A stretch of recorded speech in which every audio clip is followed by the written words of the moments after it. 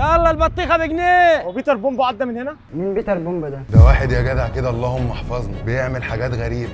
مرة ده قطع شنب الراجل ورجعه تاني. يا راجل والله ده رجع بالزمن على الهوا 5 دقايق بحالهم.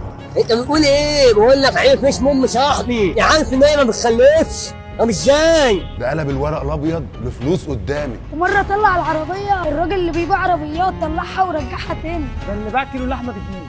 يعني ده اللي حول الورق لفلوس؟ ايوه هو ده. بجد والله؟ انت بتابعه؟ ايوه طبعا. لا ده انا هعمل له متابعه. اعمل له متابعة يا جدع بدل ما يخفيك. يا بيتر انا عملت لك متابعة، تعرف تخفيني؟ يا بيتر انا عملت لك متابعه، هات لي موتور التيك توك بتاعي. ابينا يا مومو، انا عملت لك متابعه، بالله عليك اكشفنا ما اعرف اغني. يا بيتر عملت لك متابعة، بعت العفريت بتاعك يرص لي حجر.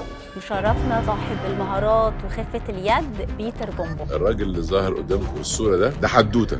من صغره وهو جواه موهبة صغيرة، فضل يطورها ويكبرها لحد ما وصلت معاه للاحترافية. عايز اقول لكم عمل حاجات انا الحقيقة فعلا لأول مرة، يعني رغم ان انا يعني استضفنا كتير من اللي عندهم خفة يد، الراجل ده تعبني قوي في الحلقة يعني.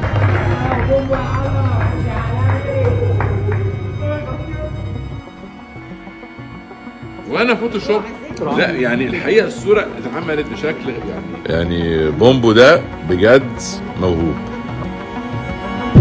في ليله لا تعرف الرحمه، بصيت على نفسي وسألت لحد امتى هتفضل تبص على الناس وتتمنى نجاحهم؟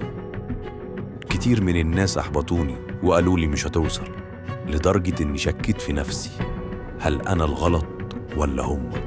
هل كلامهم صح ولا وهم؟ لحد ما قررت اني هبني شخص ما يعرفش المستحيل، هبني رحلة بتاريخهم وبتاريخ بطولاتهم.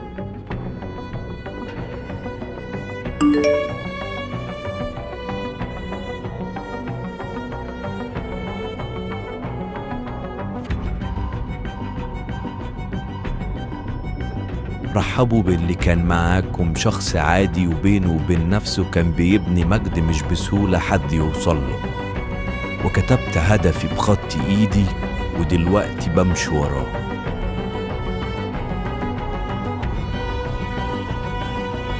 وبنادي بكل قوة وأنا مش نادم، يا حلم ها أنا إليك قادم.